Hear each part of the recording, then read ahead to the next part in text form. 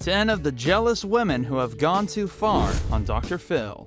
A woman in love is capable of going to unimaginable extents to fight for what she wants. Today we count down 10 jealous women who did crazy stuff on Dr. Phil's show. You will be utterly shocked with our number 1 on the list. Make sure you give us a thumbs up and subscribe to this channel. Let's get it going. 10. Marla. Jennifer and her husband claimed that Marla was jealous of their relationship. She says that Marla believes if she had not come into the picture, they would still be together. Marla has not moved on since she filed for divorce. In her defense, Marla was his wife for 28 years. That is a lot of attachment. However, she said that jealousy had nothing to do with their son not seeing Jennifer and Marty. She has accused her ex and his new wife of kidnapping, poisoning, and brainwashing their son, David. One time, Jennifer accidentally overdosed David with cough syrup, and Marla sent the police to their home. She went to her son's game, and when she didn't find him, Marla immediately sent the cops to her ex-husband's house. On various occasions, she refused to take David to Marty's house and claimed that their son didn't want to go. Jennifer and Marty have spent over $40,000 in legal fees because of Marla. She also posted on social media how Marty is the worst dad and claimed that he refused to pay child support.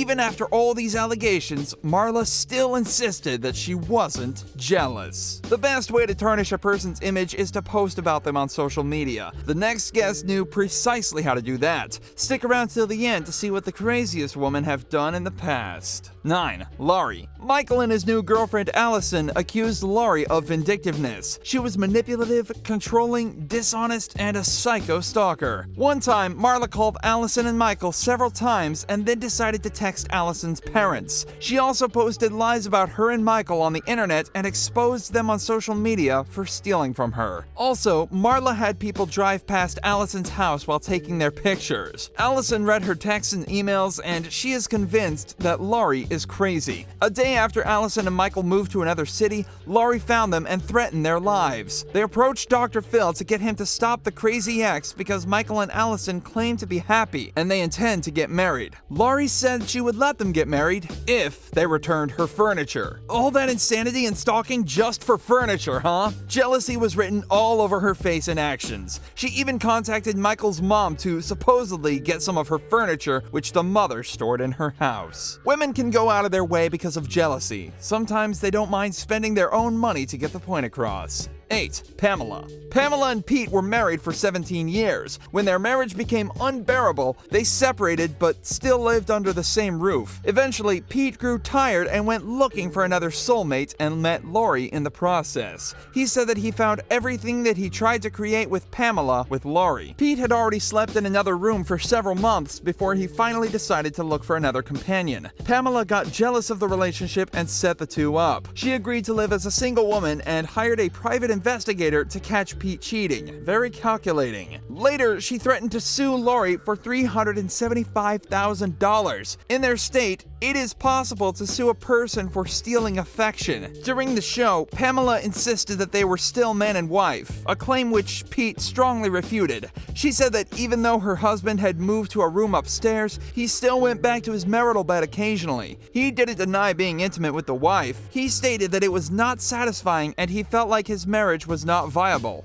Okay, I don't know how he expected his wife to react when he kept giving her such hopes. The woman was bound to grow jealous of the new soulmate at some point. It's a good thing to end a relationship on a clean slate, but it can be a horrible idea to maintain the communication. The chances of a rekindle are normally very high. Watch till the end for more shocking clips. 7. Claudia. Taylor Murphy dated a transgender woman for a while before the relationship became toxic. The fiancé started engaging in bad behavior. According to Taylor, Claudia started escorting and doing all sorts of negative stuff. The two broke, but still kept in touch with each other. When Taylor started dating other transgender women, Claudia became jealous. She called the police and told them stories that never happened. She claimed that Taylor attacked her and dragged her 4.5 blocks downtown square by her hair. She also said that Murphy choked her until her contacts came out, a claim which Taylor also denied. Taylor went down to the police to talk to them and arrested him instead. The police charged Taylor with battery and assault. Claudia outed Taylor for dating transgender women, and the media wasn't kind about it. The headlines made jokes about it and ruined his reputation.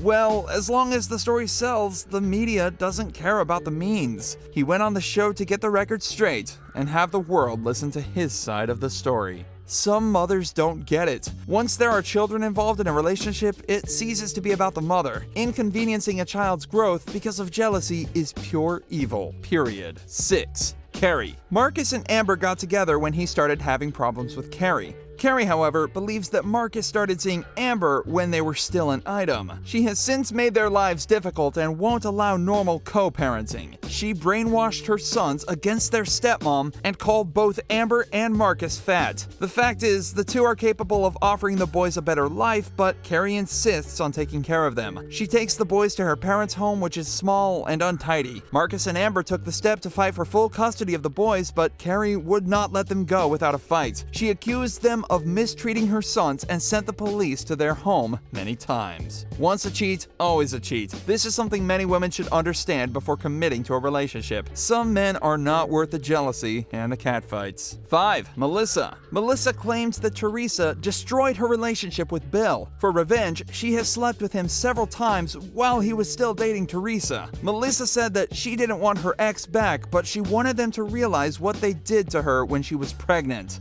Teresa, on the other hand, insisted that Melissa acted out of jealousy. Her son has since been involved in the drama, and he has seen things a child should not be exposed to. Melissa told her son not to love Teresa or give her kisses when he is at their place. She also planted the idea that Teresa hates her in his head. This episode in particular escalated to a heated argument between Dr. Phil and Bill. He tried to play the victim, yet he was the root of all the jealousy and the confrontation between Melissa and Teresa. He cheated on Melissa with Teresa, and he also cheated on Teresa with Melissa. That is a certified player right there. According to him, cheating twice doesn't make him a bad person or an irresponsible father. He also added that he was tired of being in the middle of the drama. It's easy to deal with the insecurities if the third party in question exists. Have you met women who are jealous without any valid reason? The ones who always feel that their spouses are cheating even if they have never thought about it? 4. Kaylie. This lady caused a lot of drama when they boarded a plane to Los Angeles. She said that she should be able to delete posts from Bradley's phone if she wanted to. She took his phone and started scrolling through his feed. Every time she came across a picture of a girl, she burst into anger and attacked Bradley. She was especially furious when she spotted a picture of a girl in a bathing suit. Just so we're clear, we're talking about the news feed on Facebook, not the inbox. She stopped people on the plane to tell them how her better half was following women on Facebook. The poor guy tried to stop Kaylie from causing a scene, but it was all in vain. While on the show, he told Dr. Phil that it wasn't the first time she caused a scene. Kaylie said that she was ugly and she was always jealous of other girls. She wanted Bradley to delete all the women on his page, yet she also posted provocative pictures of herself for men to like. Double standards much? We can't dictate what other people decide to post on their Facebook pages. Also, you can't tell a guy to not have female friends on Facebook. That beats the whole logic of the app. One would rather not have an account. Hell hath no fury like a woman scorned. Lewis became a living example of this phrase. 3. Marianne. Marianne was jealous of the new relationship that her ex had. When he told her to leave him alone, it triggered a loose nut in Marianne's head. One day, he went into the room and came face to face with Marianne pointing a gun at him. The first shot hit him, and the second shot went past his head and hit the wall. Lewis had to have surgery done, and he claimed to be on expensive medicine that would cause him more harm than good. Marianne gave Dr. Phil her reasons for acting out. She said that for 6 months, Lewis never told her that he was married. Every time she went to his house, Lewis hid all their pictures. Well, a man can only lie for so long.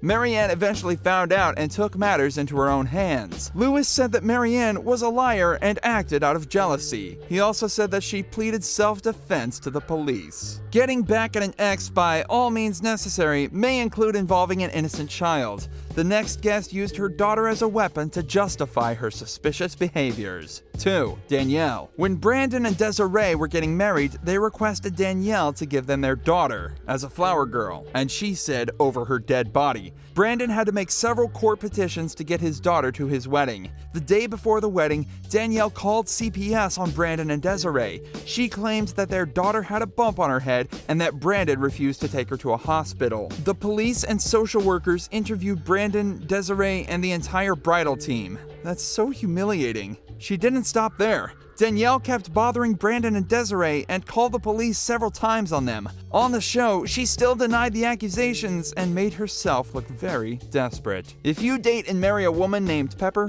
why would you expect her to be sweet? I saved the best for last, but first I have a quick challenge that takes only 5 seconds to complete. So if you can leave a like and subscribe within the next 5 seconds, you'll get 10 years of amazing luck. Just try it. It really works. 1. Pepper. Chris said that the 14 years he lived with his wife were hell on earth. The wife got jealous every time and ended up doing crazy things. She has spied on him at work, chased him down on the freeway at high speed, and fired a gun into the floor during an argument. When on the show, she said she didn't fire the gun at her husband. She only wanted to find out what the gun could do. This is a true case of insanity. This woman is very capable of murdering her husband in cold blood. How do you fire a loaded gun just out of curiosity? Pepper said that the husband is also to blame since he's always threatened to divorce her, yet she tried to save the marriage. Her ways of trying to save the marriage are out of this world. Anyone in their right mind would want to divorce such a crazy and jealous wife, especially since he didn't give her any reason to doubt him.